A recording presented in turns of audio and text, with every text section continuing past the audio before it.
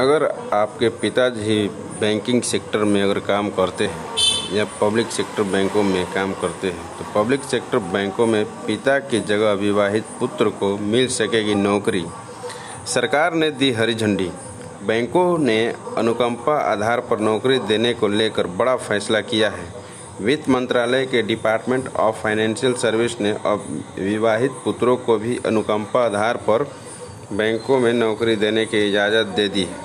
बैंकों ने अनुकंपा आधार पर नौकरी देने को लेकर बड़ा फैसला किया है।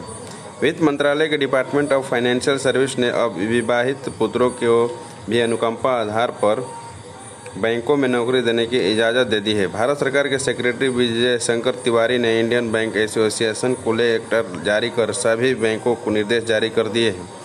ऐसा होने से बैंकों में अनुकंपा के आधार पर नौकरी पाने का रास्ता साफ हो गया है। क्या होगा अनुकंपा आधार?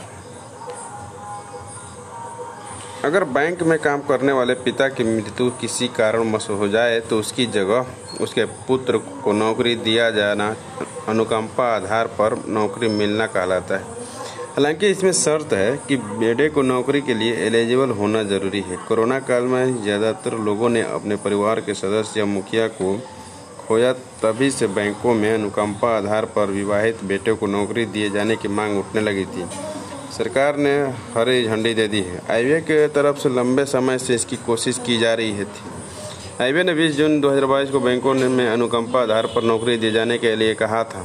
इस पर वित्त मंत्रालय के डिपार्टमेंट ऑफ फाइनेंशियल सर्विस ने इस विचार पर अपनी सहमति जताई।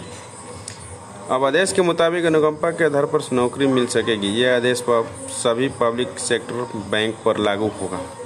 इस आदेश से सभी बैंक कर्मचारी खुश हैं।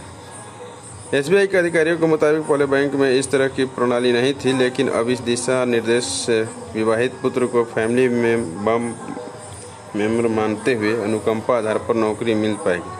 हालांकि इसके लिए एलिजिबल होना भी जरूरी है। अब यह तत्काल प्रभाव से लागू होगी। बीओबी के अधिकारियों के मुताबिक वित्त मंत्रालय ने यह सही दिशा में कदम उठाया है।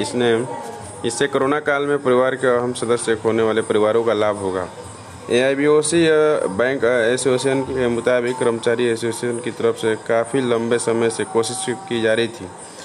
वह सरकार के इस फैसले से काफ़ी खुश है। आरबीआई गवर्नर शक्तिकांत दास ने कहा, इन्फ्लेशन पीक पर पहुंच चुका है, इसे 4% पर लाने की कोशिश करेंगे। Thank you.